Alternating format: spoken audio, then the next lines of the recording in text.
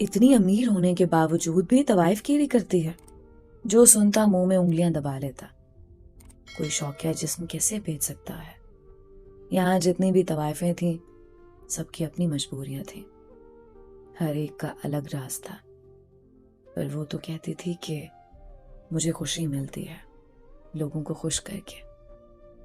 ہفتے کے 5 دن میڈم فرزانہ کے کوٹھے میں رہتی. جتنے پیسے اور تحفے ملتے اس میں میڈم کا حصہ نکالنے کے بعد باقی سب اپنی ساتھی طوائفوں میں بانٹ دیتی تھی. اصلی نام کسی کو پتا نہیں تھا. میڈم کے پاس آئی تھی. میڈم نے پوچھا. جواب ملا نام میں کیا رکھا ہے. میڈم نے بنو نام رکھنا چاہا. جواب ملا کوئی کلمی نام ہونا چاہیے جیسے امراؤ جانے ادا. پھر یہی نام رکھ دیا گیا. کچھ دن بعد وہ امیروں کی جان ہی بن چکی تھی. نزاکت انتہا کی تھی. اس پر وہی مثال صادق آتی تھی کہ خدا جب حسن دیتا ہے نزاکت آ ہی جاتی ہے. جب کوئی مرد اس کا جسم نوچتا اس کے کہکے پوری طوائف نگری میں گونجتے تھے. جو لڑکیاں گاہک نہ ملنے سے آپس میں گپیں لگا رہی ہوتی تھیں وہ ایک دوسرے کی طرف زوم عینی انداز میں دیکھ کر ہنستی تھیں.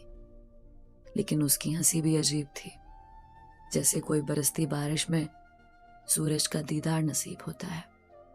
5 راتیں کوٹھے کے لیے وقف تھیں اس کی. اگلی 2 راتیں کہیں سے ایک بڑی سی گاڑی آتی وہ اس میں بیٹھ کر چلی جاتی. ایک رات کے آخری پہر کوٹھے میں سوتے سوتے چلانے لگ گئی. بڑی مشکل سے اسے قابو کیا گیا. اس کی آنکھوں سے آنسو بہتے جا رہے تھے. سکون آور دوا نے اسے جلد ہی خوابوں کی نگری میں پہنچا دیا. نیلی کہاں ہو تم؟ سردار عاطف نے اسے پکارا. وہ بدن پر تولیہ لیے غسل خانے سے باہر نکل آئی. غسل خانہ خوابگاہ کے ساتھ منسلک تھا. دونوں کی شادی کو 4 سال ہو چکے تھے. عاطف آج بھی اس سے پہلے دن کی طرح چاہتا تھا.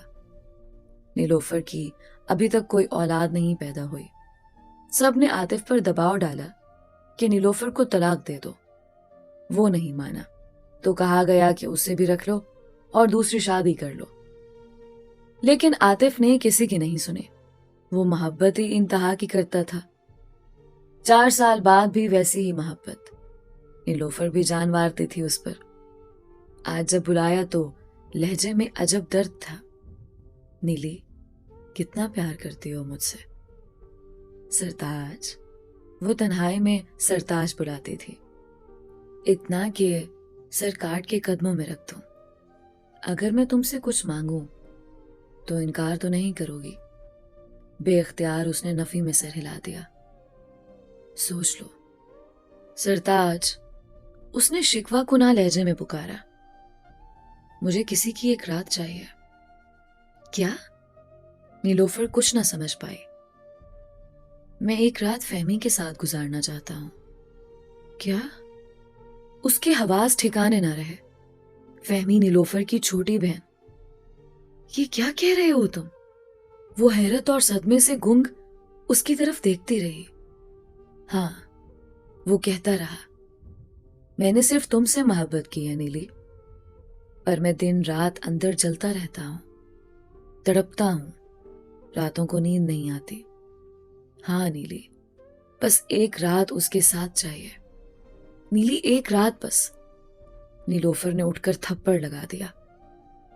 عاطف زور سے رو رو کر کہنے لگا. مارو مجھے، مارو، میں اسی قابل ہوں. اور بچوں کی طرح پھوٹ پھوٹ کر رو دیا. نیلوفر جتنا بھی غصہ کرتی مگر جو وہ پیار کرتی تھی وہ بہت بھاری تھا. کچھ دن گزر گئے. عاطف ہڈیوں کا ڈھانچہ بن چکا تھا. نیلوفر سے اس کی حالت دیکھی نہ جاتی. ایک دن عاطف لوٹا تو اس نے کچھ فائلیں اس کی گود میں ڈالیں اور چپ کر کے پلٹ گیا. اس نے فائل کور کھولا تو ایک خط گر پڑا. پتا چلا کہ عاطف نے فیکٹری، گھر، سب کچھ اس کے نام کر دیا ہے. اور مانگا کیا ہے؟ بس ایک رات ہی تو مانگی تھی. کچھ عرصہ گزر گیا. پتا چلا کہ سب سے بڑی خوشخبری ملی ہے، یعنی نیلوفر حمل سے ہے. پھر 5-6 مہینے اور گزر گئے. عاطف ایسے ہی ہڈیاں بنتا جا رہا تھا. لیکن نیلوفر کا خیال وہ حد سے بڑھ کر رکھتا. اس کے باوجود عاطف کے چہرے پر مسکان نہیں آتی تھی. پھر ایک دن عاطف نے کہا کہ نیلی اب فہمی کو گھر بلا لو, وہ تمہارا خیال رکھے گی. نیلوفر کچھ نہ سمجھتے ہوئے بہت کچھ سمجھ گئی, لیکن کبھی کبھی کچھ رشتے بچانے کے لیے کچھ رشتے قربان کرنے پڑتے ہیں. نیلوفر نے فہمی کو گھر بلایا تھا. کہا تھا کہ اب 7 مہینے کا بچہ ہو گیا ہے.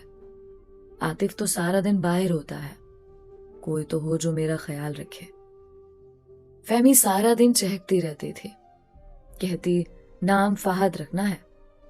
پھر اس کے کپڑے سیتی, کئی جوڑے کپڑے بنا لیے اس نے. سارا دن فہد فہد کا نام لیتی. ایک رات نیلوفر نے فہمی کو عاطف کو کھانا دینے بھیجا. عاطف بیڈ روم میں بیٹھا تھا. فہمی واپس پلٹنے لگی تو دروازے میں نیلوفر کھڑی تھی. عاطف نے چونک کر اسے دیکھا. بس ایک رات, نیلوفر نے سرد اور سپاٹ لہجے میں کہا. فہمی کچھ نہ سمجھتے ہوئے بولی, باجی یہ ایک رات کون سی ہے؟ اسی وقت دروازہ بند ہو گیا. باہر سے کنڈی لگنے کی آواز آئی. فہمی کچھ نہ سمجھتے ہوئے بہت کچھ سمجھ گئی. دوڑ کر دروازے کے پاس پہنچی تھی. باجی دروازہ کھولو پلیز, باجی دروازہ کھولو, باجی دروازہ کھولے نا پلیز باجی. اس کے رونے کی آوازیں آ رہی تھیں اور باہر نیلوفر اندر ہی اندر گھٹ گھٹ کے مر رہی تھی. غم کی شدت کہ اس نے رونے کی آواز کو ہی گلے میں دبا دیا تھا. 2-3 گھنٹوں بعد عاطف کی آواز آئی, دروازہ کھول دو.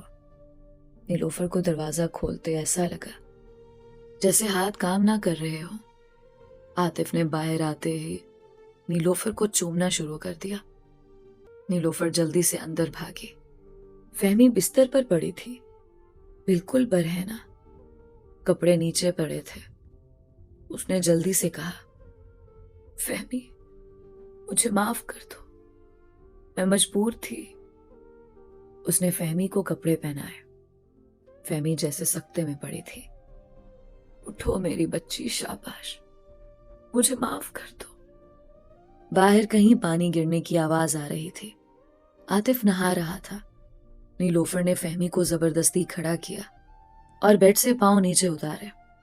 ایک دم سے فہمی نے باہر چھلانگ لگا دی اور گھر سے باہر نکل کر کہیں اندھیرے میں گم ہو گئی. نیلوفر باہر کو لپکی, کہیں بھی اسے فہمی نظر نہیں آئی. اس نے فوراً سے اندر آ کر عاطف کو بتایا. عاطف جو غسل خانے میں تھا جلدی سے کپڑے پہن کر باہر نکلا. پھر دونوں باہر گاڑی میں فہمی کو تلاش کر رہے تھے. نیلوفر نے گھر کال کی. امی سے فہمی کا پوچھا. فہمی تو تمہارے ساتھ تھی. اس نے بتایا کہ میری طبیعت خراب ہو گئی تھی. فہمی میڈیکل سٹور سے دوا لینے چلی گئی تھی. عاطف کہیں باہر تھے, کافی دیر ہو گئی ابھی تک نہیں لوٹے. پوری رات آنکھوں میں کٹ گئی. انہوں نے صبح دوبارہ فون کیا تھا, ابھی تک وہ گھر نہیں پہنچی تھی. صبح تھانے رپورٹ کرانے گئے تھے.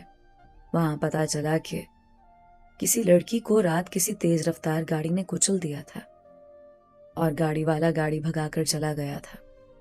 وہ جلدی سے مردہ خانے پہنچے. تازہ لاش دیکھتے ہی نیلوفر بے ہوش ہو چکی تھی. ہاں, وہ فہمی ہی تو تھی. شام تک پتا چلا کہ یہ خودکشی اور زیادتی کا کیس ہے. کسی نے فہمی کے ساتھ زیادتی کی تھی, جس کے نتیجے میں اس نے خودکشی کر لی. زیادتی کرنے والوں کی تلاش جاری تھی. نیلوفر گھر آ چکی تھی اور ابھی تک چپ چاپ تھی. وہ اٹھی اور کچن میں جا پہنچی. عاطف اسے پکار رہا تھا. نیلی تم کہاں ہو؟ وہ کچن کی طرف آیا تو دیکھا کہ نیلوفر نے چھری دستانے سے پکڑی ہوئی ہے. وہ چلایا, نیلی رک جاؤ. لیکن اسی وقت نیلوفر اپنے پیٹ میں چھری گھونپ چکی تھی. ہسپتال لے جایا گیا. ڈاکٹر نے بتایا کہ چھری بچے کے پیٹ میں جا گھسی تھی. بچے کو بچانا ناممکن ہے. ماں کو بچانے کی کوشش کر رہے ہیں. بچے کی موت کی خبر نے عاطف کا دماغ الٹا دیا. 4 سال سے زائد بچے کا انتظار اور بچہ مر گیا. کچھ دن گزر گئے. نیلوفر اپنے میکے میں تھی. खामोश, बिल्कुल खामोश। आतिफ पागल खाने जा चुका था। आंख खुल चुकी थी। उमराव जाने अदा ने पेट पर हाथ फेरा। वहां छुरी और टांकों का निशान मौजूद था। शाम होने वाली थी। उसने उठकर नहाया धोया। आज भी उसके गाहक पूरे थे। हाँ, एक रात के लिए ही तो वो आते हैं।